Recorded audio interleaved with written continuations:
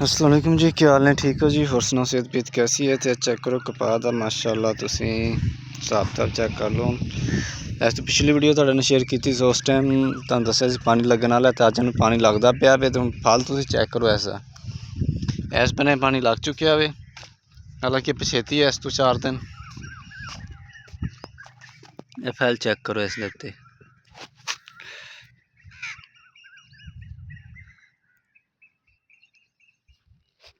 माशाअल्लाह नज़र आंदा कि वाकई कपाह ते मेहनत की है। टिंडा चेक करो किस तरह में, यह चेक करो।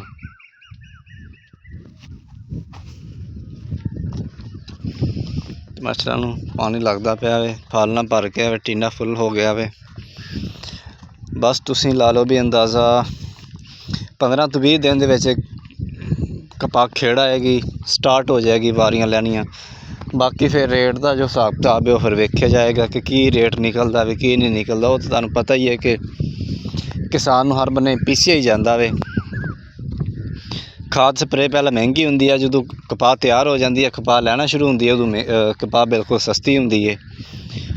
ठीक है, मकई का बीज लैना हो तो महंगा वे, जो मकई बेचनी हो सस्ती है। आलूआं का बीज लैना हो तो महंगा वे, अगर आलू बेचने हो तो सस्ते ने।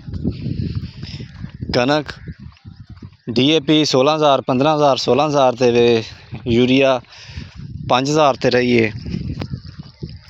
तो अगर हम कनक की गल करिए तो कनक जो निकली सी उदों 2500 3,000 रेट से तुरया फिरदा, हुण 4,500 5,000 ते पहुँच गया। की कह सकते हैं, साडी गौरमेंट ही ऐसी है, इन्हां दी पॉलिसियां ही ऐसियां, सिर्फ अपनी जेबां भरन दे वाल इन्हां दा ध्यान है। गरीब आवाम नूं ते वेख ही कहंदे ने भी मारी जान। बाकी ये बाकी हुण कपाह का सीजन आ गया वे। वैसे देखा जाए तो साढ़े जो मियाँ चनूद एरिया इस दे कपाह नहीं होंदी, सिर्फ गेती कपाह होंदी है, पछेती नहीं। तकरीबन 8 तो 10 साल हो गए ने मियाँ चनूद एरिया च ऐसी बीमारी लगी है कि पछेती कपाह इत्थे नहीं होंदी। यानी कि उदों कपाह फल तो आउंदी है, फल लेना स्टार्ट करदी है, उदों ही उस ते हमला हो जाता, तेला पै जांदा वे। मिली पग जिहड़ी सफेद मक्खी है वो उस ते हमला कर दिंदी है, तो बस ना किसान फिर स्प्रेवां जोगा ही रह जांदा, कपाह नहीं होंदी। तो इसलिए हुण इत्थे जिहड़ी आवाम है मियाँ चनूद एरिया च पछेती कपाह कोई बेचता ही नहीं है। जिहड़ा बेचदा वे गेती कपाह लोहाली च बेचदा वे। अदरवाइज़ देखा जाए तो साडे मियाँ चनूद एरिया दे बहुत ज़्यादा कपाह जिहड़ी पछेती बीजी जाती, सिर्फ गेतरी कपाह बीजी जाती है।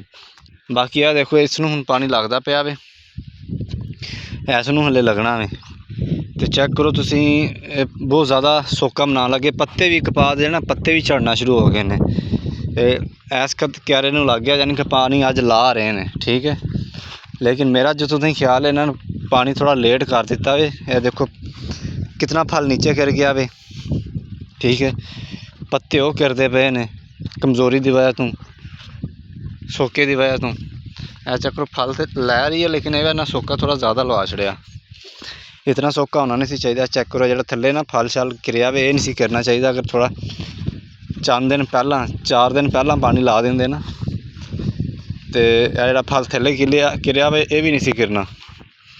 लेकिन यह हुण पानी लगता पिया, 2-3 दिन होर फल गिरदा रहना। जो कमज़ोर हो गया सारी गल, उन्हें बिल्कुल गिर जाना वे नीचे। बाकी ये बाकी रूह खुश होंदी है कपाह नूं वेख के। यह थोड़ी पैरां दी विरली है, जी पछेती है थोड़ी जी, यह जगह तो थोड़ी पैरां दी विरली है। लेकिन ये पैरां दी विरली भी होवे ना, तो अगर बूटा शूटा मार लवे ना, तो फिर उन्होंने फर्क नहीं पैंदा इन्ना। एवरेज का तो बिल्कुल फर्क पैंदा। इस तरह तुम देखो इन्नी जगह फ्री है, एवरेज का तो फर्क पैंदा हुंदा वे। लेकिन कुछ भी कपाह बूटा शूटा मार देंदी है ना, तो फिर इतना महसूस नहीं होंदा।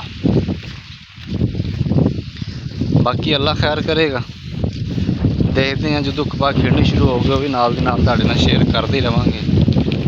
ठीक है, तो अज की वीडियो इत्थे ख़त्म करांगे। इंशाअल्लाह किसी होर वीडियो तुहाडे नाल दोबारा मुलाकात होएगी।